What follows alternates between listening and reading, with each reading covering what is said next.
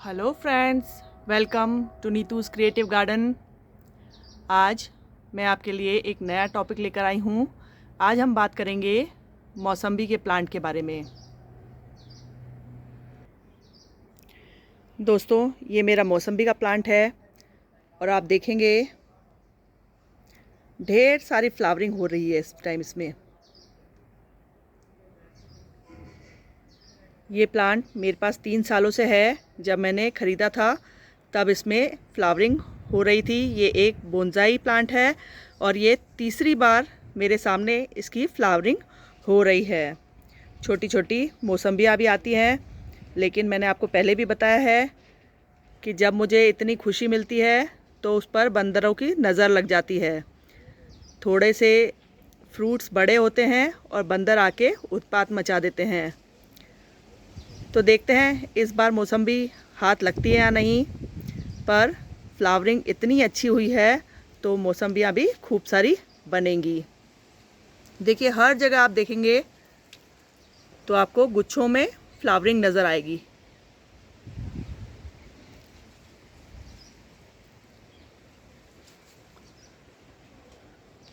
दोस्तों, इसके फूलों की खुशबू बहुत ही अच्छी होती है। जैसे रात रानी की खुशबू होती है, ये खुशबू बिल्कुल उसी तरह से होती है और मैं कहूँ कि उससे भी ज़्यादा आकर्षित करती है। एक दिन मुझे ध्यान नहीं था कि इसमें फ्लावरिंग हुई है। मैं पास खड़ी रही, मैं सोचती रही कहाँ से आ रही है खुशबू, कहाँ से आ रही है। देखा तो इसमें ढेर सारे फूल लगे हुए थे। मतलब इसकी खुशबू से पता पड़ जाएगा कि ये जो पौधा है वो फूलों से भरा हुआ है।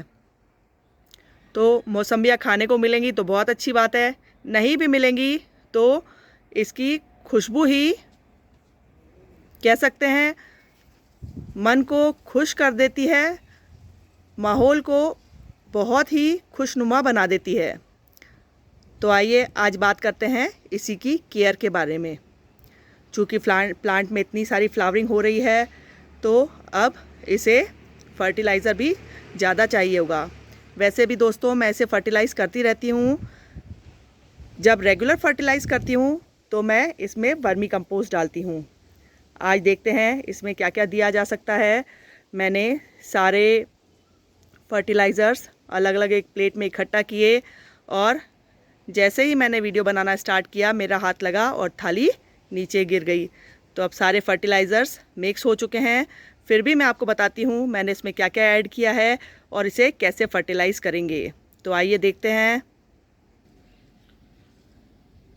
इस फर्टिलाइज़र में मैंने दोस्तों मिक्स किया है। सबसे पहले इस बार मेरे पास वर्मी कंपोस्ट नहीं थी तो मैंने काउडंग कंपोस्ट यूज़ किया है।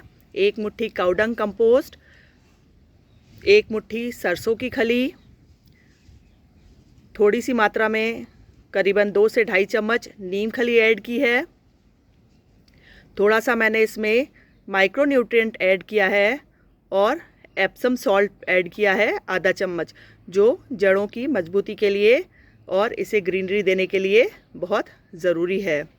दोस्तों, ये खाने की चीज़ है, इसीलिए इसमें हम केमिकल फर्टिलाइज़र का यूज़ बहुत ही कम करेंगे या नहीं करेंगे। जो भी खाने पीने की चीज़ें होती है, सब्जियां वगैरह, उसमें हम केमिकल फर्टिलाइज़र को अवॉइड ही करेंगे। दोस्तों, फूल होते हैं, फूल तो हम खाते नहीं हैं और ब्लूमिंग बहुत ज़्यादा चाहिए होती है तो उसमें कभी कभी मैं डीएपी का यूज़ कर लेती हूँ।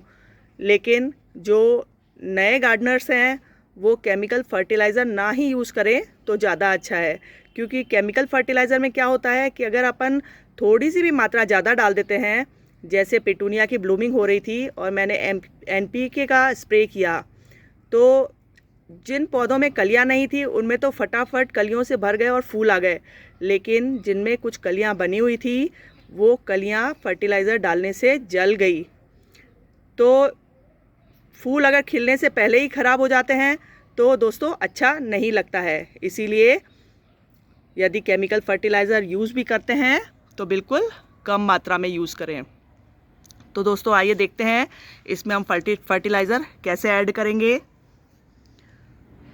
किसी भी पौधे को आपको फर्टिलाइज़ करना हो तो उसके लिए सबसे बेस्ट तरीका है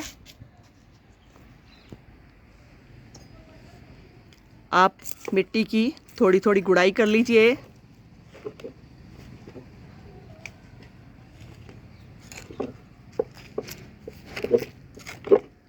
और दोस्तों कभी भी फर्टिलाइज़र देना हो तो डायरेक्ट मिट्टी के ऊपर नहीं डालेंगे, उसे थोड़ा सा मिट्टी में दबा के रखेंगे, ताकि जो भी उसके अंदर जो न्यूट्रिएंट्स हैं, जो क्या कह सकते हैं, हमने जैसे माइक्रो न्यूट्रिएंट ऐड किया है, तो यदि हम डायरेक्ट धूप के संपर्क में लाएंगे तो वो उसके अंदर जो माइक्रो न्यूट्रिएंट्स है वो मर जाएंगे और असर ही नहीं होगा। तो हमें कोशिश करनी चाहिए कि हम जड़ों से थोड़ा सा दूर डालें। या एक ऑप्शन ये भी है कि हम इसमें लिक्विड फर्टिलाइज़र डाल सकते हैं, जो डायरेक्ट जड़ों को जल्दी मिल जाता है।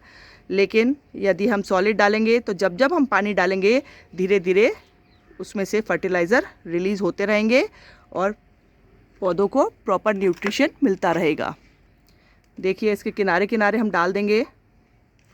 और दोस्तों जब भी मिट्टी बनाते हैं हमेशा मैं ये कहती हूँ कि मिट्टी जो होनी चाहिए वो वेल ड्रेन होनी चाहिए। एकदम ऐसी मिट्टी भी ना बनाएं कि जो एकदम सूख जाए, जड़ें उसमें चिपक जाएं, तो उससे क्या होगा, आपका प्लांट ख़राब हो सकता है, रूट्स उसकी डैमेज हो सकती है। आप देखेंगे इसमें जो मेरी मिट्टी है बिल्कुल वेल ड्रेन मिट्टी है। मैं अधिकतर जो भी मिट्टी बनाती हूँ उसमें रेत का यूज़ करती हूँ। कोकोपीट है तो वो डाल दीजिए, नहीं तो कोई बात नहीं, क्योंकि कोकोपीट के साथ भी बहुत सावधानी बरतनी पड़ती है। जब भी आप कोकोपीट यूज़ करते हैं उसे अच्छी तरह से धोना पड़ता है। 2-3 बार धोने के बाद ही उसे यूज़ करें, अदरवाइज़ उसमें भी केमिकल्स होते हैं, उससे भी आपका पौधा ख़राब हो सकता है। अब हम इसे अच्छी तरह से वाटरिंग कर देंगे, तो जो भी हमने इसमें न्यूट्रिएंट्स ऐड किए हैं वो नीचे चले जाएंगे। तो दोस्तों अभी मैंने किया है, इसमें ये सारे फर्टिलाइज़र डाले हैं। 8-10 दिन बाद मैं फिर इस पर NPK का एक बार स्प्रे कर दूंगी यदि मुझे ज़रूरी लगा तो, अन्यथा वापस से मैं इसी तरह का फर्टिलाइज़र बना के इसमें 15 दिन के बाद फिर से ऐड करूंगी। क्योंकि अभी इसमें फूल आ चुके हैं और इसे ज़्यादा खाने की ज़रूरत है, इसलिए इसे 15 दिन से 20 दिन में फर्टिलाइज़ करना ज़रूरी है। अदरवाइज़ आप इसे 3 से 4 महीने में एक बार वर्मी कंपोस्ट डाल दीजिए या कोई भी ऑर्गेनिक फर्टिलाइज़र डाल दीजिए, बस इतना ही काफ़ी है। दूसरी चीज़ है, इसे फुल सनलाइट में रखिए। जितनी धूप मिलेगी उतनी फ्लावरिंग अच्छी होगी। फ्लावरिंग अच्छी होगी तो फ्लावर्स जो है वो फ्रूट में भी जल्दी कन्वर्ट होंगे। तो जो भी फ्रूटिंग प्लांट्स होते हैं या फ्लावरिंग प्लांट्स होते हैं उन्हें धूप की बहुत ज़्यादा ज़रूरत होती है। तो इस बात का आप विशेष ध्यान रखें कि कम से कम 6 से 8 घंटे की धूप इन्हें मिलनी ही चाहिए। फिर दोस्तों ये हमने फर्टिलाइज़ किया, लगाना कैसे है, आप चाहे तो सीड से भी ग्रो कर सकते हैं, लेकिन जब हम सीड से ग्रो करते हैं तो उनमें फ्रूट्स आने में बहुत टाइम लगता है। आजकल मार्केट में बहुत सारी ग्राफ्टेड वैरायटीज़ अवेलेबल हैं, आप चाहें तो डायरेक्टली वही ले सकते हैं। 1-2 साल में फूल आ जाता है और कई बार तो फ्रूट्स लगे हुए ही आते हैं। जैसे मैंने लिया था तो छोटी छोटी मौसम्बियाँ बनी हुई थी। पहला साल था तो ज़्यादा टिकी नहीं, गिर गई थी। लास्ट ईयर 2-3 टिकी थी जो बंदरों ने गिरा दी। इस साल बहुत ज़्यादा अच्छी फ्लावरिंग हुई है, तो उम्मीद है कि बहुत ज़्यादा फ्रूटिंग होगी। तो ये एक बोनसाई का आकार भी ले लेता है। जब मैंने ख़रीदा था तो बोनसाई ट्रे में ही था, लेकिन मुझे ऐसा लगा कि वो जो ट्रे थी इस प्लांट के लिए बहुत छोटी थी, क्योंकि इतना बड़ा प्लांट इतनी फ्लावरिंग कर रहा है, इतनी फ्रूटिंग कर रहा है, लेकिन उसको प्रॉपर जगह ही नहीं है, तो मुझे अच्छा नहीं लगा। इसीलिए मैंने इसे एक 12 इंच के गमले में शिफ्ट कर दिया। तो दोस्तों इस तरह से पानी का ध्यान रखेंगे, धूप का ध्यान रखेंगे, और जो भी इन पे कीड़े की समस्या होती है, ज़्यादा समस्या तो नहीं होती है, लेकिन मेरे यहाँ जो मैंने देखी है, मेरे यहाँ तितलियाँ बहुत हैं। तो ख़ास करके एडेनियम, नींबू पे और संतरे पे, जो भी ये सीट्रस फ्रूट्स हैं उस पे तितलियाँ अपने लार्वा छोड़ देती हैं। तो वो बड़ी बड़ी इल्लियों का रूप ले लेते हैं और उन्हें इनकी पत्तियाँ बहुत पसंद होती हैं। कभी हो सका तो मैं वीडियो में डालूँगी। एक दिन नींबू के पेड़ पे बनाया और तितली उसमें से निकल रही थी, मैंने वीडियो भी शूट किया, मैंने पिछली बार भी आपको बताया। तो बहुत खूबसूरत लगता है। तो हम कोशिश करेंगे कि हम उन्हें मारे नहीं, कोशिश क्या करेंगे, हमें करना ही है, क्योंकि वैसे ही दोस्तों तितलियाँ जो है वो विलुप्त होती जा रही हैं। तो बिल्कुल ईजीली आप कोई पत्ता ले लीजिए या कोई लकड़ी ले लीजिए, उससे आप 1-2 बार करेंगे तो मेरा तो यही काम है। जो भी मुझे बॉटल वगैरह पड़ी हुई मिलती है यहाँ पर ऊपर, यहाँ जो गमले के नीचे ट्रे रखती हूँ उसे साइड में लगा के और थोड़ा सा लकड़ी से उसको अलग करने की कोशिश करती हूँ। अलग हो जाती हैं, इकट्ठी कर लेती हूँ और फिर सामने एक गार्डन है जहाँ पे खूब सारी पत्तियाँ वत्तियाँ रहती हैं, वहाँ पर छोड़ के आ जाती हूँ। तो दोस्तों, हमें किसी भी जीव को मारना नहीं है, पर हमें अपने पौधे को भी बचाना है, तो हम उन्हें निकाल के अलग कर देंगे। यदि तितली के लार्वा नहीं है और किसी तरह का आपको दिख रहा है तो आप नीम ऑयल का स्प्रे कर दीजिए।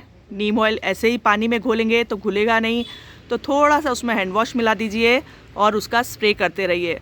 अगर कुछ नहीं भी है आपके प्लांट में, किसी भी प्लांट में प्रॉब्लम नहीं भी है, तो उसे आप 8-10 दिन में एक बार करेंगे, क्योंकि बहुत ज़्यादा स्ट्रॉन्ग नहीं होता है। आपका प्लांट ख़राब होगा उस टाइम अगर आप करेंगे तो फिर उससे एकदम से हटेगा नहीं।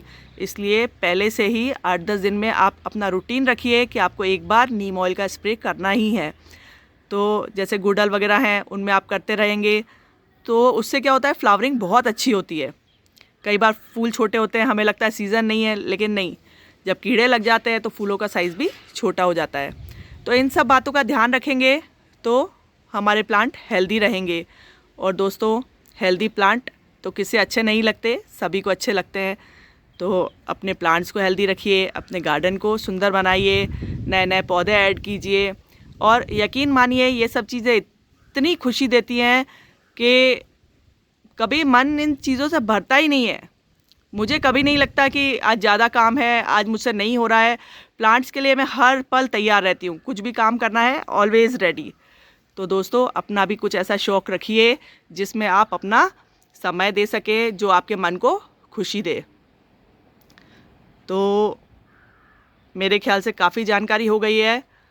अगर कुछ छूटा है, अगर और कुछ आप जानना चाहते हैं तो मुझे कमेंट कीजिएगा। ये मेरा वीडियो कैसा लगा मुझे ज़रूर कमेंट करके बताइएगा। आपके कमेंट का, आपके सुझावों का मुझे बेसब्री से इंतज़ार रहता है। अगर वीडियो पसंद आया हो तो लाइक कीजिए, चैनल को सब्सक्राइब नहीं किया हो तो सब्सक्राइब कीजिए। Thanks for watching. Happy gardening. Bye.